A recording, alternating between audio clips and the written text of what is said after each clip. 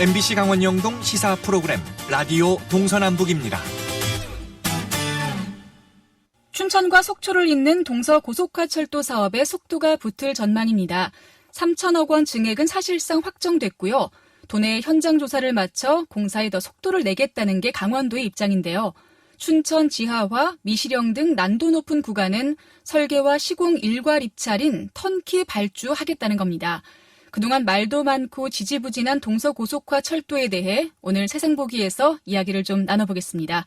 강원연구원 김재진 연구위원과 연결합니다. 안녕하십니까? 네, 안녕하세요. 네, 3천억 원 증액은 사실상 확정됐다. 참 반가운 소식인데요. 총 사업비와 또 구간, 전체적인 개요는 어떻게 되나요? 예, 춘천 속초 동서고속화철도가 이제 2016년 7월에 국가재정사업으로 이제 확정이 되면서 네. 당시에 이제 총 연장 길이가 91km 정도 됐었습니다. 근데 아시다시피 미시령 그 터널 구간을 어떻게 이제 통과할 거느냐에 따라서 환경부하고 국토부하고 협의하는 와중에서 연장 길이가 93.9km로 이제 늘어났고요. 지하하면서. 그리고 사업비가 당초에는 한 2조 600억 원 정도 되다가 한 3,400억 정도 증가해서 약 한 2조 4천억 정도 될 걸로 저희들 지금 예상을 하고 있습니다. 이건 이제 물가 상승률이나 이런 것들 이제 고려해서 나온 상황입니다. 네. 와, 2조 원, 이런 금액이 워낙이 천문학적인 금액이다 보니까. 그렇죠. 네, 사업이 이제 지연되면 지연될수록 물가 상승률도 더 커질 거고, 또 실제 설계에서 시공을 하다 보면 금액이 또 예상보다 뛰어넘을 수가 있잖아요. 네, 그렇죠. 가능할까요? 괜찮을까요? 예, 사실 이제 강원도나 이제 강원도 입장에서 이 사업을 빨리 지금 진행을 하려는 여러 가지 이유 중에 가장 큰 이유가 그겁니다.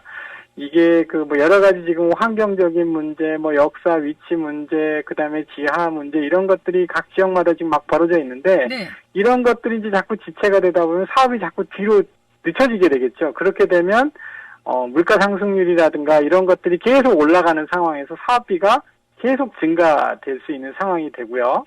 그로 인해서 또 어떤 문제가 발생할 수 있냐면은 국가재정법에 의하면은 이제 예비 타당성 조사를 통과한 사업이라 하더라도 타당성 및 기본 계획을 하는 와중에 예를 들어 총 사업비가 당초 사업보다 20%가 넘어가면 다시 예타를 받아야 되는 그런 도돌이표 형태가 진행이 됩니다. 네. 그래서 그런 것들을 지금 방지하기 위해서 강원도 입장에서는 지금 이 사업을 굉장히 빨리 신속하게 진행을 시키려고 노력을 지금 하고 있다. 이렇게 말씀드릴 수 있겠습니다. 네.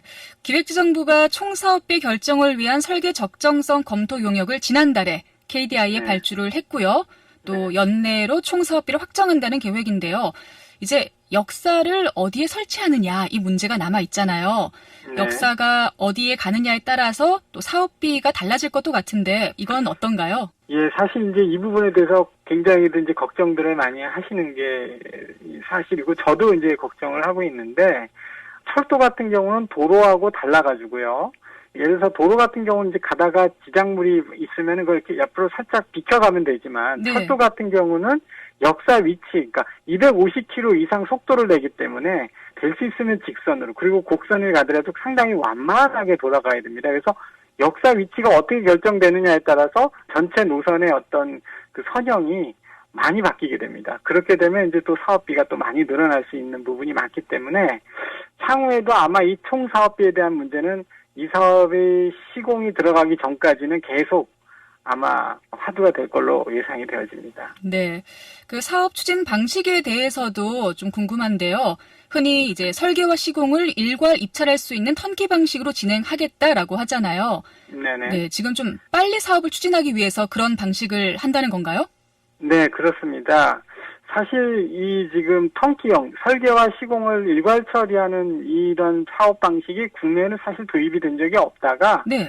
최근에 이제 수도권의 GTX A 구간에 대한 사업을 진행하면서 이런 턴키 방식 형태로 했습니다. 그래서 현재 지금 춘천 속초 같은 경우는 지금 저희들 예상하는 건데 한 8개에서 9개 공구로 아마 구간을 나눌 걸로 지금 보여지고 이 중에서 상당 부분이 이 턴키 방식 형태로 가고 나머지는 기존에 있는 방식 그대로 설계하고 시공을 따로 하는 그러니까 구간은 구간별로 아마 빠르게 진행할 가능성이 높습니다. 그래서 턴키 방식으로 가는 거는 지금 목표 만약에 간다 그러면 내년 후년, 그러니까 21년에 아마 착공이 가능할 거고요.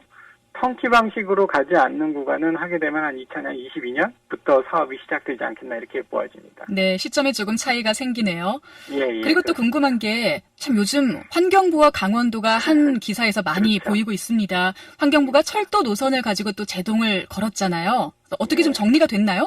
글쎄요, 이 전체적으로 이 환경부에 참 강원도 뭘 하려고 그러면 상당히 어려운 부분이 있는데, 이 부분은 사실 앞으로도 이제 저희가 지금 타당성 및 기본 계획을 하면서 그 전력 환경 영향 평가라든가 이런 것들을 거쳤거든요. 그리고 나서도 또 노선 가지고 또 협의를 했는데, 아마도 향후에 시공을 들어가면서 설계를 또 들어가면서 일부 또 변경되는 구간에 대해서 아마도 모르긴 몰라도 환경부하고 또 많은 협의나 이런 것들이 돼야 되지 않겠나 이렇게 보여집니다. 특히 지금 백두대간을 지나가는 지역, 그 다음에 양구나 인제 지역도 보면은 상당 부분이 군부대들을 많이 지나갑니다. 그리고 군부대 옆에 탄약고를 지나가는 경우, 탄약고 근처를 지나가는 경우도 있고, 그러기 때문에 그런저런 어떤 철도 노선의 주변에 어떤 군부대 어떤 정리 문제라든지 환경 문제라든지 그다음에 그거와 또 따라서 사업비라든가 이런 것도 또 어떻게 처리해야 되는지 그런 문제들이 향후에 계속적으로 강원도가 좀 신경을 쓰면서 정리를 해야 될 필요가 있다 이렇게 말씀드릴 수 있겠습니다. 네, 제발 좀 정리가 원만하게 잘 이루어졌으면 좋겠네요. 그리고 아까 역사 이야기를 잠깐 했었는데 그 양구 쪽은 하리 지역에 설치하기로 했잖아요. 나머지 춘천이나 고성이나 또 설악권 지역은 최종적인 역사가 어디가 될지 남아 있는 것 같습니다. 어떻게 예상을 하고 계시죠? 실질적으로 이 역사 문제는 사실 지역 주민들한테 굉장히 큰 이슈이기 때문에 네네. 상당히 어려운 문제예요, 결정하기가. 그래서 그나마 이번에 그 양구가 한 2년 이상 끌어왔었죠. 사실은 역사 위치를 위쪽으로 끌고 가느냐 아래쪽으로 끌고 가느냐는 굉장히 큰 지역 내 문제가 많았었는데 지역 주민들의 100% 의견 수렴을 통해서, 그러니까 전화 설문조사를 해서 그걸로 결정을 이번에 했거든요. 네. 그래서 제가 보기에는 지금 춘천도 그렇고 설악권의 지금 지역들도 마찬가지인데 속초 같은 경우도 아마 그런 문제들이 조금씩은 좀 발생하지 않겠나 하는 생각이 들고요. 고성의 경우에는 좀 얘기가 조금 다르긴 합니다만 고성 쪽에서 주장하시는 지금 노선으로 만약에 위로 올라가게 된다 그러면 그 노선은 일부는 지금 현재 우리가 얘기하는 동해선 철도 노선과 또 이게 맞물립니다. 그래서 네. 자칫 잘못하면 또 동해선 철도가 춘천 속초보다 먼저 진행이 되는 이상한 상황이 벌어질 수 있다. 이런 여러 가지 의견들이 지금 나와 있는 상황입니다. 그래서 이 최종 역사 문제 하는 것도 좀 지역 주민들하고 강원도, 그 다음에 각 시군, 군청, 그리고 전문가들 같이 이렇게 토의하면서 협의체 같은 활동들이 좀 필요하지 않나 이렇게 예상이 됩니다. 네. 워낙 좀 역사 위치가 중요한 문제다 보니까 참 해결이 어려운 것 같기도 합니다. 자, 오늘 동서고속화 철도에 대해서 강원연구원 김재진 연구위원과 이야기 나눴습니다. 고맙습니다. 네, 감사합니다.